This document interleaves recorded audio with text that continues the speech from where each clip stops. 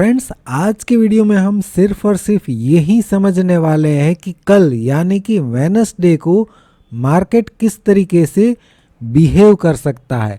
तो वीडियो को बिल्कुल ध्यान से समझना। हम सिर्फ और सिर्फ दो पॉसिबिलिटी समझेंगे कि कल मार्केट में क्या हो सकता है।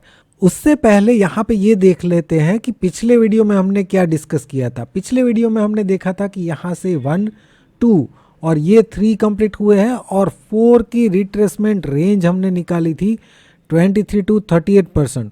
उसके बाद हमने इसका प्रोजेक्शन भी निकाला था 100 to 161%। हमने डिस्कस किया था कि इस रेंज में ये वेव ए, बी और सी कंप्लीट करके यहाँ पे 4 कंप्लीट होगा और यहाँ से 5 का डिक्लाइन हमें देखने को मिल सकता है। इस तरीके का कल के वीडियो में हमने प्लान किया था। उसके बाद यहाँ पे क्या हुआ लाइव मार्केट में, यहाँ पे आपको दिखाने की कोशिश करता हूँ। मार्केट थोड़ा सा गैप अप ओपन हुआ और उसके बाद यहाँ पे अगर आप देखें तो ये डायरेक्टली 38% के पास चला गया। ओपन यहाँ पे हुआ और एक शार्प बाउंस 38% की थोड़ा ऊपर गया, राइट। तो यहाँ पे पहली नज़र में मॉर्निंग में यहाँ पे दो तरीके के ट्रेडर है फ्रेंड्स। या तो एक जो पहले से प्लान करके ये 38% के आसपास 4 कंप्लीट हो सकता है, तो ये ABC बन गया ऐसा मान के यहीं पे पुट बाय कर लेते हैं। और दूसरी तरीके के जो लोग हैं वो प्रेफर करते हैं कंफर्मेशन।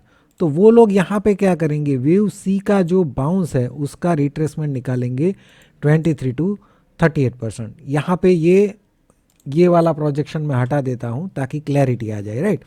अब ये 23 to 38% हमने क्यों निकाला है, क्योंकि अगर हम गलत हुए और ये ABC की जगह ये 1, 2 और ये 3 हुआ तो वेव 4 जनरली 38% के नीचे नहीं जाता है। इसका मतलब कि ये जैसे जैसे ऊपर जाएगा ये शिफ्ट होती जाएगी और 23 to 38% में 4 बना के 5th जाएगा। मतलब कि कोई गलत ट्रेड होगा ही नहीं। अगर 38% के नीचे ब्रेक नहीं करेगा तो ट्रेड ही नहीं बनेगा, तो स्टॉप लॉस हिट होने का तो चांस ही नहीं है।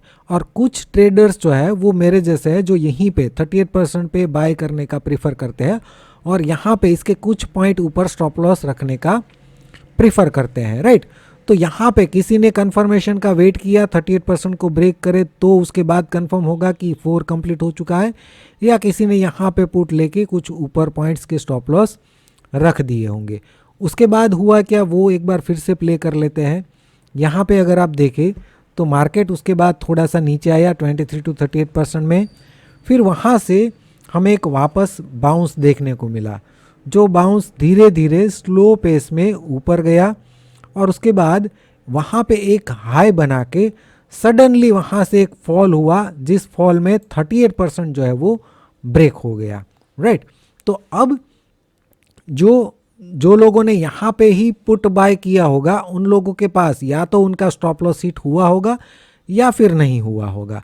अगर हो गया है तो वहाँ से एकदम शार्प फॉल आ गया तो दूसरी बार शायद उनको मौका नहीं मिला होगा, और अगर नहीं हुआ होगा स्टॉप लॉस हिट तो एकदम से उनको प्रॉफिट यहाँ पे दिखने लगा होगा। अब जिन लोगों ने ये कंफर्मेशन का वेट किया है वो लोग क्या करेंगे कि अब इसको ABC मान के यहाँ पे 4 कंप्लीट मानेंगे।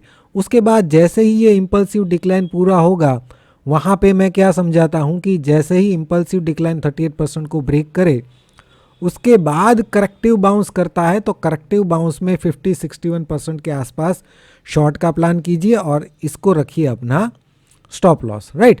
बेसिकली हमें इम्पल्सिव 38% को ब्रेक करे उसके बाद करेक्टिव बाउंस का वेट करना होता है, राइट। अब यहाँ पे हुआ क्या वो एक बार समझ लेते हैं।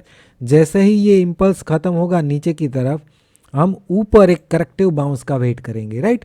यहाँ पे मैंने प्ले कर दिया है। ये मार्केट थोड़ा सा अभी नीचे चल रहा है। जैसे ही ये इम्पल्सिव पैटर्न कंप्लीट करेगा उसके बाद हमारा प्लान है कि हम यहाँ से कोई ABC पैटर्न बनेगी तो हम यहाँ पे शॉर्ट का प्लान कर सकते हैं। तो ये हो जाएगा 4, ये हो जाएगा 5 का 1 और ये हो जाएगा 5 का 2। लेकिन यहाँ पे अगर आप देखें तो उसके बाद हुआ क्या, इसका मैं एक बार रिट्रेसमेंट निकाल देता हूँ। जैसे ही ये इम्पल्स पूरा हुआ इसका रिट्रेसमेंट निकालते हैं तो 61% और 50% ऐड कर देता हूँ, ये दोनों को हटा देता हूँ। तो यहाँ पे देखिए ये ऊपर का 23-38% भी हटा देता हूँ। यहाँ पे देखिए जनरली 50 to 61% के आसपास ABC बाउंस आना चाहिए।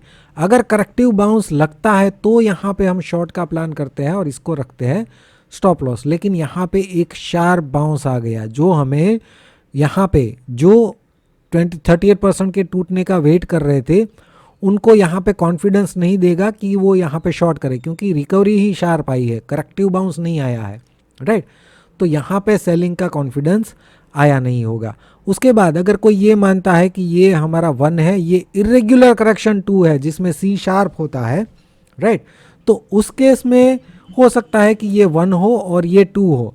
तो अगर ये 1 और 2 है तो फिर 3 तो शार्प होता है, तो मतलब फिर जल्दी से इसके नीचे आ जाना चाहिए। तो उस केस में मान सकते हैं कि ये वेव 4 है, 5 का 1, 5 का 2 और यहाँ से 3 स्टार्ट हो चुका है। लेकिन उसके बाद भी अगर हम यहाँ पे आगे बढ़ते हैं तो मार्केट ने किस तरीके से बिहेव किया, यहाँ से पूरा ये साइडवेज ही होता रहा। यहाँ पे मैं अगर स्पीड को बढ़ाऊँ, राइट, तो ये और बढ़ाता हूँ स्पीड को, 3x कर देता हूँ। यहाँ पे अगर आप देखें तो ये पूरा साइडवेज ही ट्रेड करता रहा। तो यहाँ पे हम ये नहीं बोल सकते फ्रेंड्स कि ये वेव 5 का ये ABC जो है 4 कंप्लीट हो गया, वेव 5 का 1 है, ये इरेग्युलर 5 का 2 है, तो 3 ऐसा तो होगा नहीं फ्रेंड्स, राइट। ये तो साइडवेज जा रहा है, तो ये 3 का नेचर नहीं है।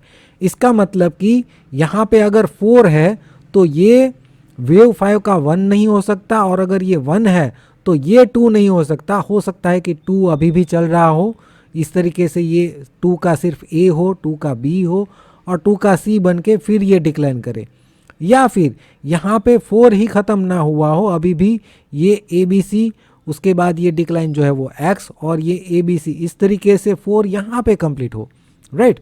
उसके बाद यहाँ पे अगर मैं इसको 5x पे चलाऊँ तो ये पूरा दिन साइडवेज रहा, और वहाँ पे जिस तरीके से अभी मैंने आपको समझाया उस तरीके से कोई यहाँ पे हमें डायरेक्शन जो है वो क्लियर नहीं मिला, राइट। और इसी तरीके से, सॉरी ये मैंने उल्टा कर दिया, हाँ अभी ये स्पीड बढ़ा है, तो यहाँ पे इस तरीके से साइडवेज जाके ही मार्केट ने क्लोजिंग जो है वो अपना दे दिया है।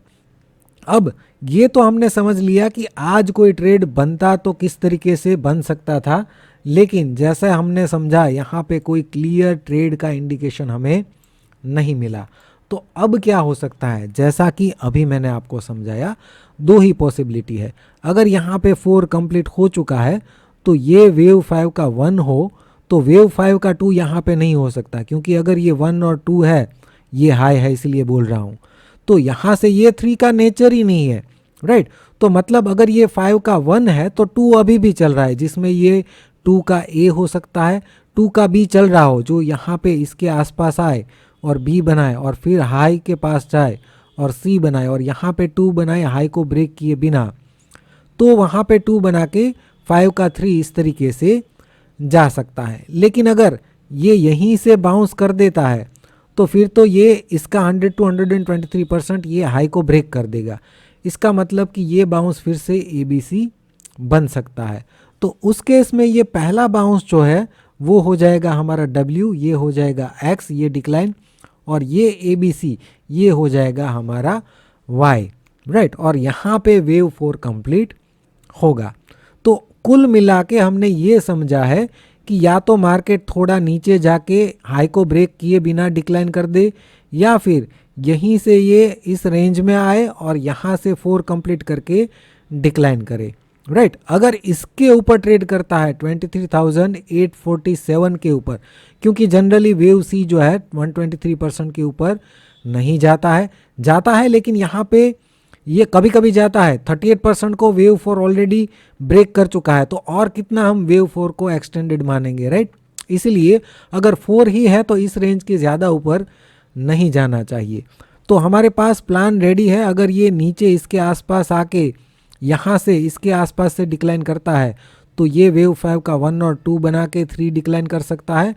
इस रेंज में आता है तो 4 ही यहाँ पे कंप्लीट होगा, उसके बाद 5th जो है वो शुरू होगा। इन दोनों पॉसिबिलिटी को छोड़ के अगर कोई तीसरी पॉसिबिलिटी बनती है तो उसको हम लाइव मार्केट में समझ के आइडेंटिफाई करने की कोशिश करेंगे। अभी के लिए मुझे जो 2 पॉसिबिलिटी दिख रही है वो मैंने यहाँ पे आपको समझाने की कोशिश की है।